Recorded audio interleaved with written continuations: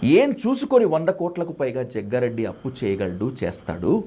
Real estate చేస్తాడన్న విషయం అందరికీ తెలుసు. కానీ ల్యాండ్ సెటిల్మెంట్లు ఇవన్నీ చేస్తాడు కాబట్టి జగ్గారెడ్డి ఆ స్థాయిలో అప్పు చేస్తాడు, ఖర్చు పెడతాడు అని చెప్పి ఎన్ని ల్యాండ్ సెటిల్మెంట్లు చేశారు, ఎంత సంపాదించుంటారు? ఇలా సాధు ఒక రకం సెటిల్మెంట్ అంటే అది ఎట్లుంటుందంటే, సెటిల్మెంట్ అంటే ఏదో దౌర్జన్యం చేసి అనే దానికి అది సెటిల్మెంట్ అంటారు. నేను దాని జోలికి నాకు ఒక నమ్మకం, విశ్వాసం ఏంటంటే ఏదో ఒక రోజు అప్పు కడతా, ఓకే, న్యాయంగానే కడతా. నాకు ఒకరితోటి చెడ్డోడు అనిపించుకునే అవకాశం నేను ఇతరులకు ఇవ్వ.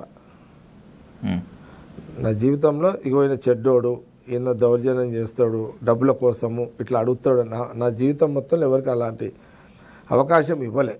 అంటే అలాంటి ప్రయత్నాలు నేను చేయలే. విన్నారా? నాకు నాకు అప్పు జరిగేదంతా కూడా ఫెస్టివల్స్ ఏర్పాట్ల కోసమే జరుగుతుంది. అడిగిన వాళ్ళకి డబ్బు ఇస్తుంటే కదా, దానికోసమే అప్పు. అసలు అప్పు ఎందుకో నాకు చెప్పండి. వినాయక చవితి వస్తుంది, నిమజ్జనం ఏర్పాట్లు, ఇక అది నాకు అలవాటు. అక్కడ యూత్, నా ఫాలోవర్సు, అది ఇప్పటి నుంచి కాదు కదా, కొన్ని సంవత్సరాల నుంచి చేస్తున్నది ఇదంతా.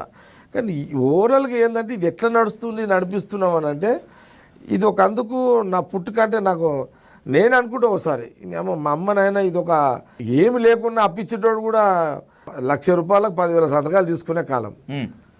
పలానా పండుగ వస్తుందిరా, ₹1,00,00,000 కావాలి, 2 కోట్లు కావాలరా, పండుగలు వస్తున్నాయి, దసరా వస్తుంది, ఏర్పాట్లకు కావాలనంటే మా వాళ్ళే ఈడ తెచ్చిస్తారనమాట. లేట్ అవుతుంది, ఇవ్వడానికి లేట్ అవుతుంది. ఒకసారి 1 year అవుతుంది, 2 years అవుతుంది. ఇవన్నీ ఎప్పుడు రావాలి? రియల్ ఎస్టేట్ ఏదైనా కలిసి వచ్చిన రోజు వస్తాయి. వచ్చినప్పుడు మళ్ళీ వాళ్ళకి ఇస్తా, మళ్ళీ కొత్త అప్పు చేస్తుంటే ఇట్లా ఇప్పటిదాకా ఏదో నడుస్తుంది. యాక్చువల్గా అంటే ఇది సాధు చెప్తే కూడా అర్థం కాదు.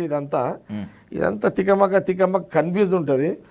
ఏది ఏమన్నా కానీ ఒక్కటి క్లారిటీగా చెప్తున్నా, ఇల్లీగల్ అమౌంట్ నేను ముట్ట, ఇతరుల దగ్గర ఫ్రీ అమౌంట్ నేను ముట్ట. 100 కాదు 1000 కోట్లు అప్పు చేస్తా, కానీ ఒకడు వచ్చి నీకు ఫ్రీ పైసలు ఇస్తా అంటే నేను ముట్ట.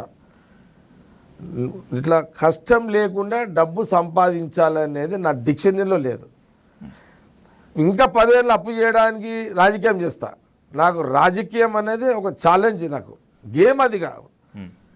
పబ్లిక్లో ఉండాలి, పండుగలు చేయాలి, అడిగిన వాళ్ళకి సహాయం చేయాలి, రాజకీయం ఆడాలి. ఇది నా ఫుల్ టైం. ఇది ఫుల్ టైం. ఆస్తులు, స్థిరాస్తులు నాకు ఇష్టం ఉండదు. సాధారణ జీవితం గడుపుతూనే ఇతరులకు మనము ఎవరు ప్రశ్నించొద్దు. జగ్గారెడ్డిని నన్ను ఎవరు ప్రశ్నించొద్దు. మనం బతకడానికి కొంత చాలు, అది ఉంటే చాలు అనే జీవితమే జగ్గారెడ్డిది.